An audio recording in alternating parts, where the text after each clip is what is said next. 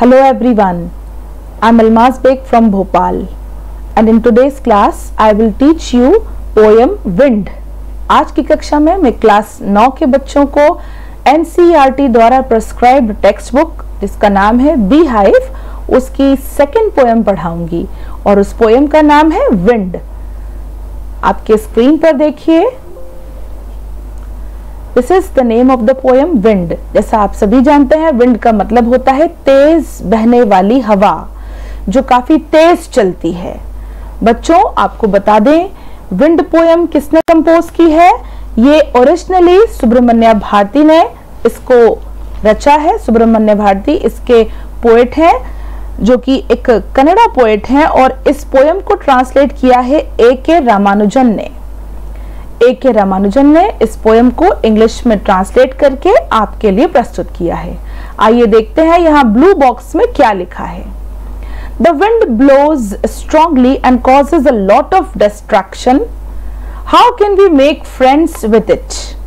यहाँ पर एक प्रश्न भी आपसे पूछा गया है। पहली लाइन में बताया गया है कि द विंड ब्लोज स्ट्रांगली। आप सभी जानते हैं कि जो तेज चलने वाली हवा है उसे विंड कहते हैं। तो विंड जो है वो बहुत तेज चलती है, उसकी गति जो होती है वो बहुत तीव्र होती है और जब ये तीव्र होती है तो it causes a lot of destruction. इसके कारण कई हानियां होती हैं, कई तबाहियां और बर्बादियां होती हैं। ये तूफान लाती है अपने साथ और इसके सामने कितना भी स्ट्रांग हो कोई वह टिक नहीं पाता। आगे एक प्रश्न आपसे पूछा गया है, how can we make friends with it. हम इसको फ्रेंड्स कैसे बना सकते हैं, अपना मित्र कैसे बना सकते हैं। तो आइए हम पोएम शुरू करते हैं।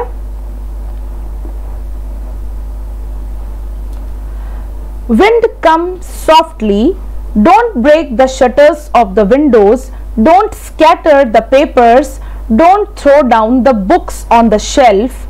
There, look what you did. You threw them all down.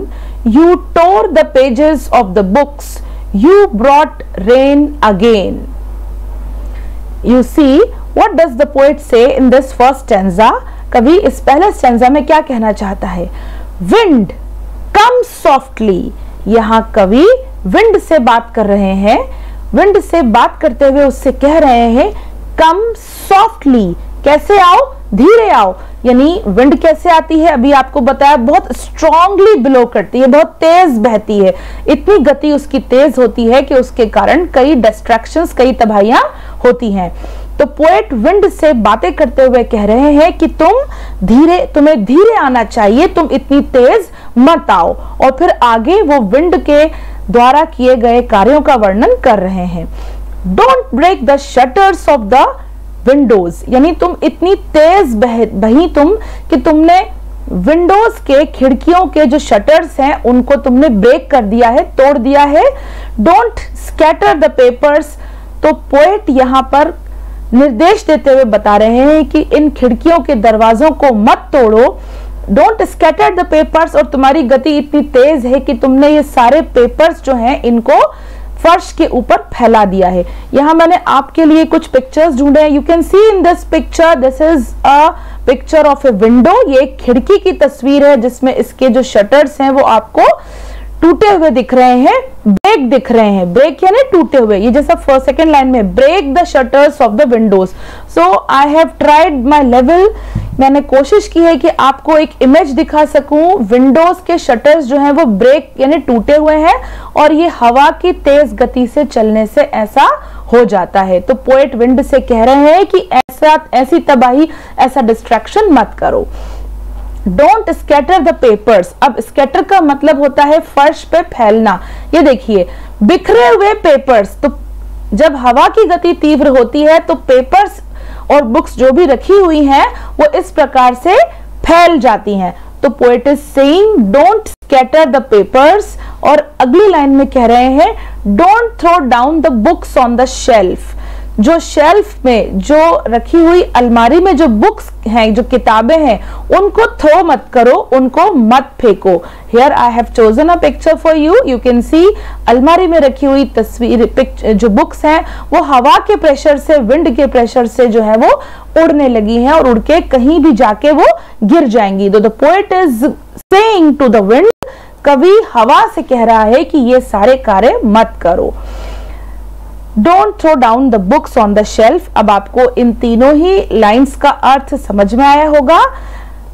There, look what you did, you threw them all down. अब यहां कवि विंड से कह रहे हैं कि देखो तुमने क्या किया, you threw them all down, तुमने इन सभी चीजों को नीचे फेंक दिया। थ्रू यानी फेंका। You tore the pages of the books, और तुमने क्या किया, ये जो बुक्स थी, ये जो किताबें शेल्फ में रखी हुई थी, इतनी गति तुम्हारी तीव्र थी कि तुमने इनको शेल्फ से गिरा के नीचे फेंक दिया डाउन, और अब इनके पेजेस जो हैं, इनके पन्ने जो हैं वो टोर हो गए हैं, वो फट गए हैं। You brought rain again, और अब तुम्हारी गति इतनी तीव्र थी कि उससे बादल आ गए और उनमें पानी है, बारिश होने लगी है, वर्षा होने लगी है। तो बच्चों आपने देखा होगा कि जब विंड तेज हवा चलती है तो क्या होता है, पहले वो तबाही लाती है, डिस्ट्रैक्शन लाती है, सब चीजें अस्त व्यस्त हो जाती हैं, इधर उधर बिखर जाती हैं, हर चीज गिर जाती है और उसके बाद बादलों के साथ पानी आने लगता है। तो यहाँ पोएट फर्स्ट स्टैंजा में विंड से बातें करते हुए उसके द्वारा किए गए कार्यों का वर्णन कर रहे हैं। अब आगे देखते हैं। You are very clever at poking fun at weaklings, frail crumbling houses, crumbling doors, crumbling rafters, crumbling wood, crumbling bodies and crumbling lives, crumbling hearts. The wind god winnows and crushes them all. He won't do what you tell him. So come, let's build strong homes. Let's join the doors firmly. Practice to firm the body. Make the heart steadfast. Do this and the wind will be friends with us. The wind blows out weak fires. He makes strong fires roar and flourish. His friendship is good. We praise him every day. अब यहाँ A.K. Ramanujan आपको बता रहे हैं कि जो वायु है, जो हवा है, you, who is you here, यहाँ यू किसके लिए आया है, विंड के लिए आया है। तो पोएट कह रहे हैं यू आर वेरी क्लेवर, तुम बहुत चतुर हो, बहुत होशियार हो, at poking fun at weaklings, और तुम इन वीकलिंग्स, वीकलिंग्स का मतलब है कमजोर पशु पक्षी, कमजोर चीजें, कमजोर बच्चे, कमजोर व्यक्ति, तो जो कमजोर है उनका तुम फन, पोकिंग फन यानी तुम उनका मजाक उड़ाती हो, उनके मजे लेती हो।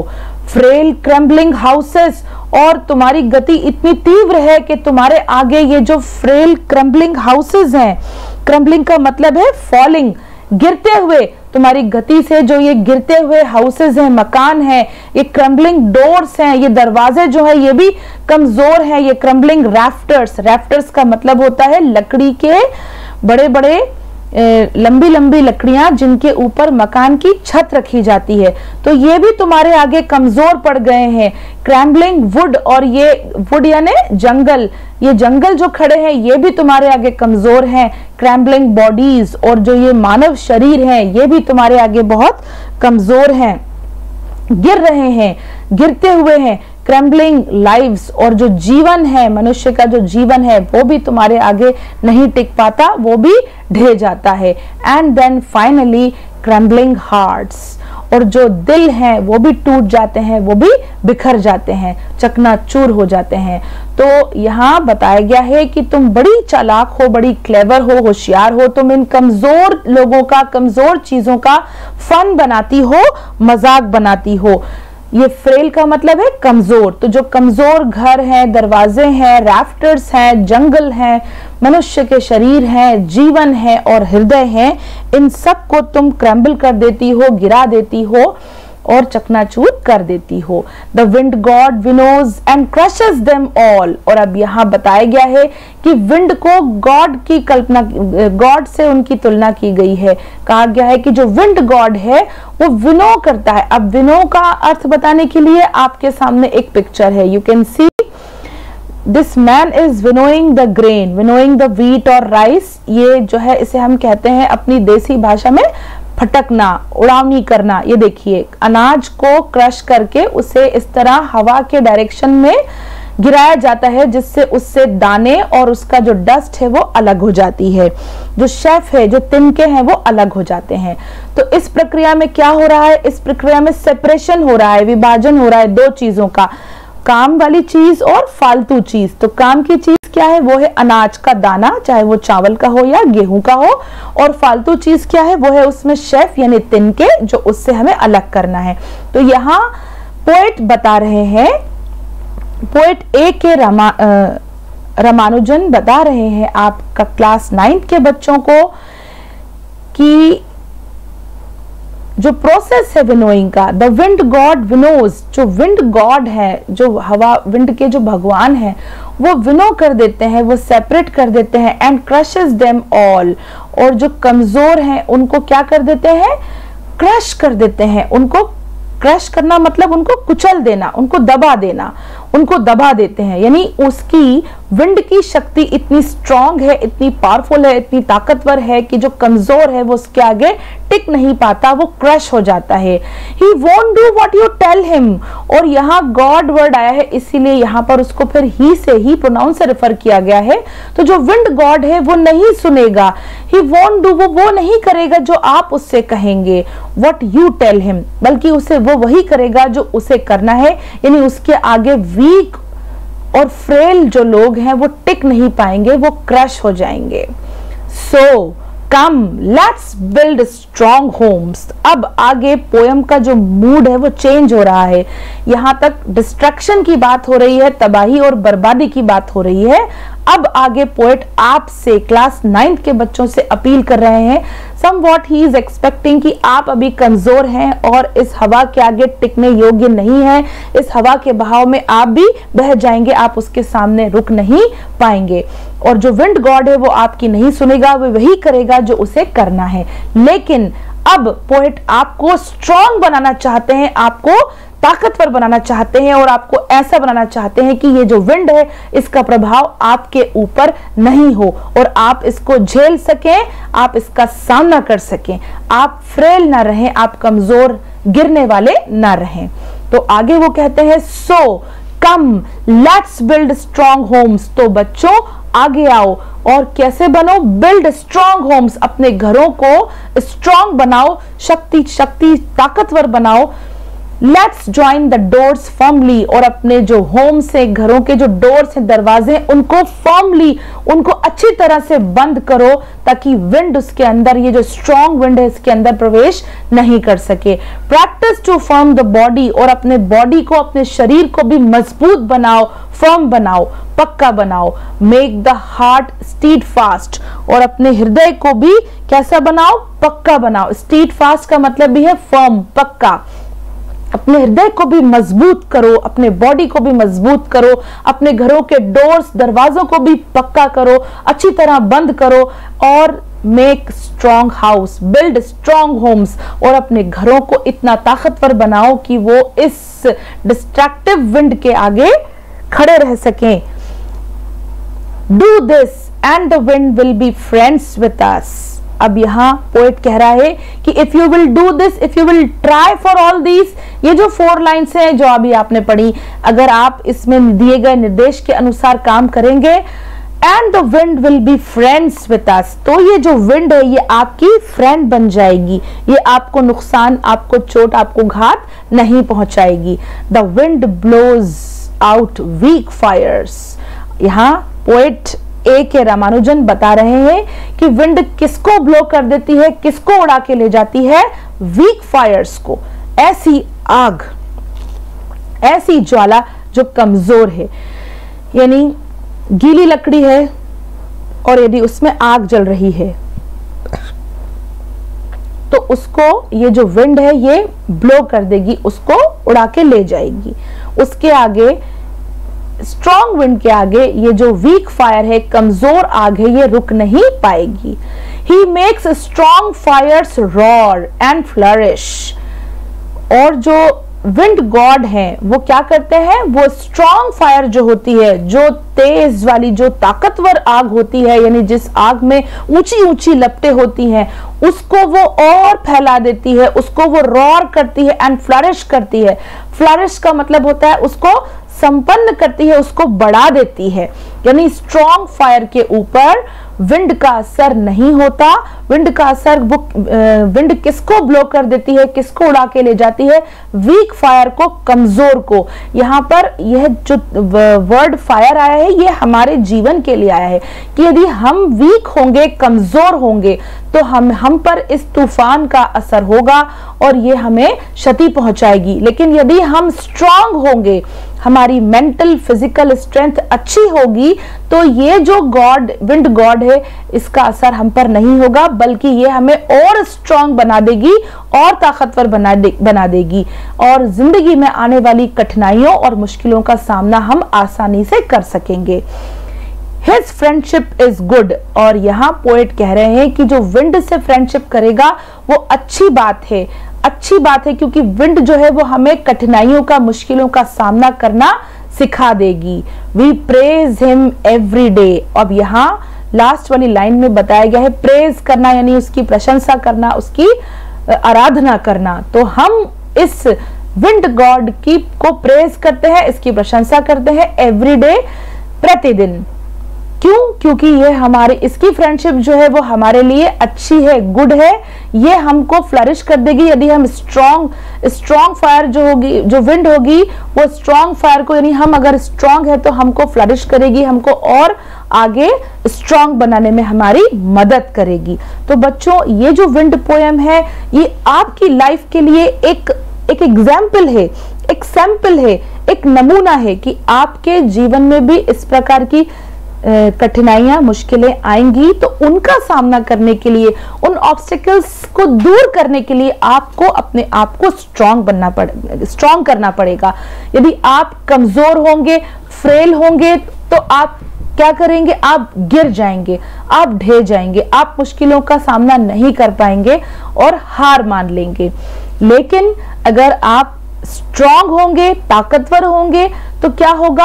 आप इन कठिनाइयों का, इन मुश्किलों का सामना आसानी से कर लेंगे और ये जो विंड है, इसका जो प्रेशर है वो आपको छू के निकल जाएगा। आप नहीं गिरेंगे, आप क्रम्बल नहीं होंगे और बल्कि आप आने वाले समय में और ज्यादा स्ट्रॉन्ग विंड को फेस करने के काबिल हो जाएंगे। यानी आने वाले समय में, फ्यूचर में आप और बड़ी मुश्किलों का सामना करने के लिए तैयार हो जाएंगे।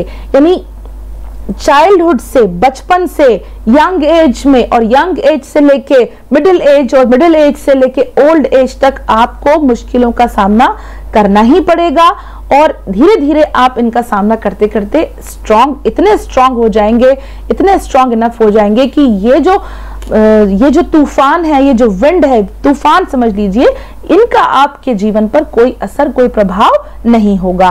तो प्यारे बच्चों, उम्मीद है कि आपको कविता और उसका अर्थ समझ में आया होगा।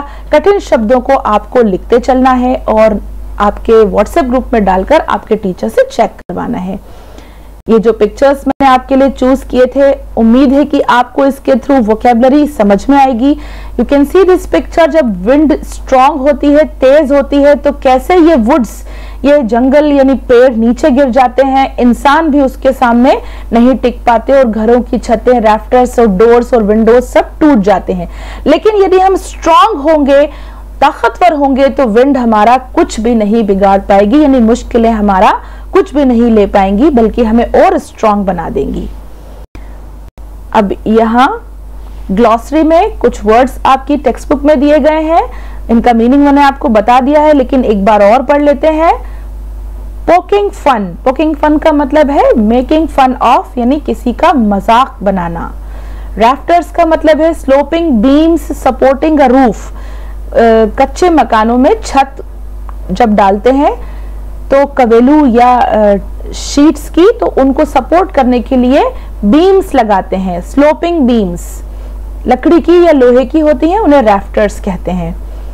Next word is winnow. Winnow का मतलब है blow grain free of chaff, separate grain from husk by blowing on it. Grain को, अनाज को हस्क से यानी उसके भूसे से हवा के प्रेशर के थ्रू अलग करना, यानी सेपरेट करना। आगे चलते हैं। Now we will come to the question answers part. Here is question 1 before you. What are the things the wind does in the first stanza? देखिए फर्स्ट स्टैंजा में विंड ने क्या काम किए थे उनका यहाँ पर आपसे वर्णन करने के लिए कहा गया है। तो बच्चों मैंने आपको पिक्चर्स के थ्रू इसको मेमोराइज कराने की कोशिश करी है। आप इमेजिन कीजिए कि विंडो और विंडो के शटर्स को ब्रेक किया है। नेक्स्ट आप इमेजिन कीजिए पेजेस को स्कैटर किया है, बुक्स को थ्रो किया है। ये 3 काम हमारे फर्स्ट स्टैंजा में बताए गए हैं। अब हम इसको सेंटेंस फॉर्म में पढ़ेंगे। The wind breaks the doors of the window, window के जो दरवाजे हैं उनको ब्रेक कर देती है, तोड़ देती है। स्कैटर्स द पेपर्स, कागजों को इधर उधर फैला देती है। And throws down the books, और किताबें ऑन द शेल्फ, जो शेल्फ पे रखी हुई हैं उनको थ्रो कर देती है, फेंक देती है। It also tears the pages of the books and brings rain. और क्या काम करती है, जो बुक्स थी, किताबें, उनके जो पन्ने थे उनको टीयर करना यानी उनको फाड़ देना। हवा के प्रेशर से किताबें जब गिरेंगी तो उनके पन्ने भी फट जाएंगे। And lastly it brings rain, और जो विंड है वो बारिश भी लेकर आती है। उसके साथ फाइनली फिर बारिश आने लगती है। तो you can write this in points also. आप इस उत्तर को पॉइंट पे भी लिख सकते हैं। First, breaks the doors of the windows. Second, scatters the papers. Third, throws down the books.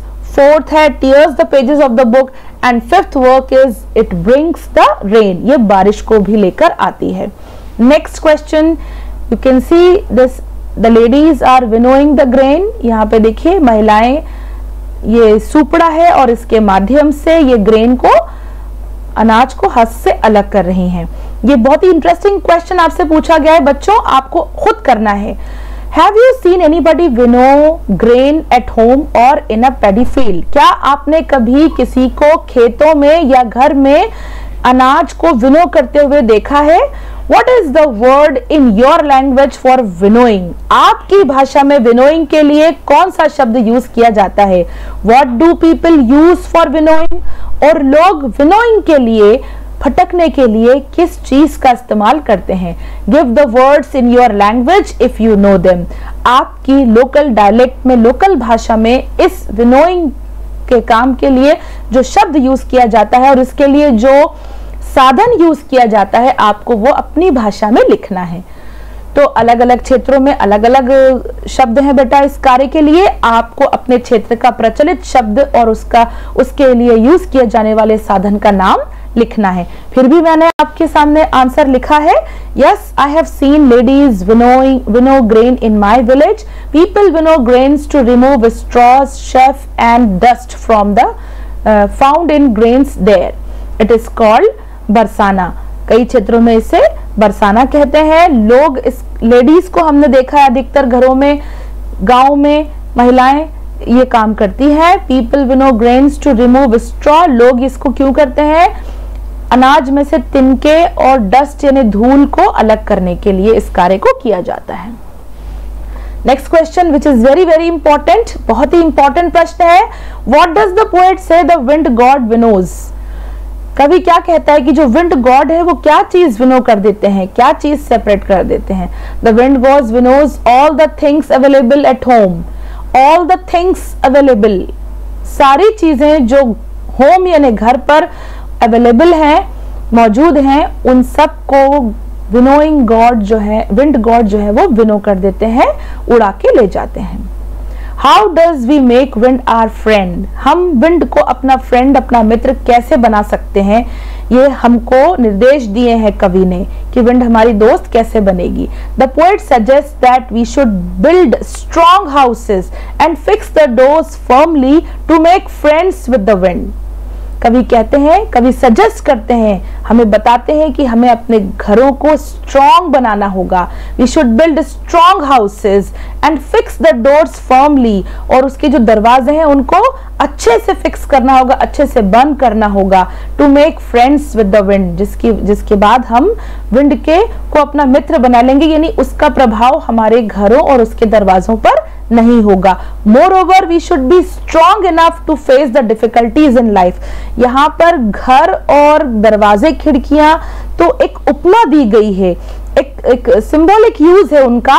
वास्तव में the poet wants us to be this much strong. कवि हमको इतना शक्तिशाली, इतना ताकतवर बनाना चाहता है कि हम फ्यूचर में डिफिकल्टीज का सामना कर सकें, कठिनाइयों का सामना आसानी से कर सकें और हम हार नहीं माने। Next question, what do the last 4 lines of the poem mean to you? अब अंतिम 4 पंक्तियां जो कविता की हैं उनका क्या तात्पर्य है आपके लिए? The last 4 lines convey the message that those who are not determined and lack confidence face defeat. बहुत ही बढ़िया यहाँ पर उसका अर्थ बताया गया है कि जो अंतिम 4 पंक्तियां हैं वो हमको यह संदेश देती हैं, कन्वे करना यानी संदेश देना, मैसेज मतलब संदेश और कन्वे मतलब देना। तो वो लास्ट की जो 4 लाइन्स से हमें यह मैसेज कन्वे करती हैं that those who are not determined and lack confidence, those मतलब वह व्यक्ति, वह लोग जो कि अपने लक्ष्य के लिए डिटरमाइंड नहीं है, उनका जो संकल्प है वो दृढ़ नहीं है, एंड लैक कॉन्फिडेंस और उनके अंदर आत्मविश्वास की कमी है। कॉन्फिडेंस यानी विश्वास, आत्मविश्वास, और लैक यानी कमी। तो ऐसे लोग जो कि दृढ़ संकल्प की शक्ति नहीं रखते और आत्मविश्वास की उनके अंदर कमी है, फेस डिफीट। डिफीट यानी होता है हार, जीवन में हार का सामना करना पड़ता है ऐसे लोगों को। And those who set their targets and make sincere efforts are not disturbed by any obstacle। और आगे पोएट बताते हैं कि and those who set their targets, और ऐसे लोग जो अपने लाइफ में, अपने जीवन में टारगेट सेट करते हैं, एक लक्ष्य निर्धारित करते हैं। सेट करना यानी निर्धारित करना, फिक्स करना, एंड मेक सिंसियर एफर्ट, और उस लक्ष्य को प्राप्त करने के लिए सिंसियर यानी ईमानदारी से एफर्ट करते हैं, प्रयास करते हैं। आर नॉट डिस्टर्ब्ड, ऐसे लोग by any obstacle, any obstacle किसी भी ऑब्स्टिकल, किसी भी बाधा से डिस्टर्ब नहीं होते, विचलित नहीं होते। तो बच्चों यही काम आपको अपने जीवन में करना है। एक्चुअली जो ये पोएम है, ये पोएम आपको आपके लाइफ के लिए टारगेट सेट करने के लिए आपकी पुस्तक में दी गई है कि you are in 9th class, आप 9वीं कक्षा में हैं। Set a target in your life, आपके जीवन में एक टारगेट बनाइए, एक लक्ष्य बनाइए, and then try to achieve. उसके लिए सिंसियर एफर्ट्स कीजिए, उसके लिए लगन से मेहनत कीजिए, and then nobody will disturb you। कोई ऑब्स्टिकल, कोई बाधा आपको आपके इस टारगेट को अचीव करने में डिस्टर्ब नहीं कर पाएगी। आप टारगेट जरूर अचीव करेंगे। Now there is a question, long answer question के सेकेंड क्वेश्चन को हम स्टडी करेंगे। How can you say that the poet of the poem wind is a great lover of mankind? आप कैसे कह सकते हैं कि इस पोएम के जो पोएट हैं वो मनुष्य जाति के बहुत बड़े प्रेमी हैं, लवर हैं, मानव जाति से उनको बहुत प्रेम है? आइए उत्तर देखते हैं।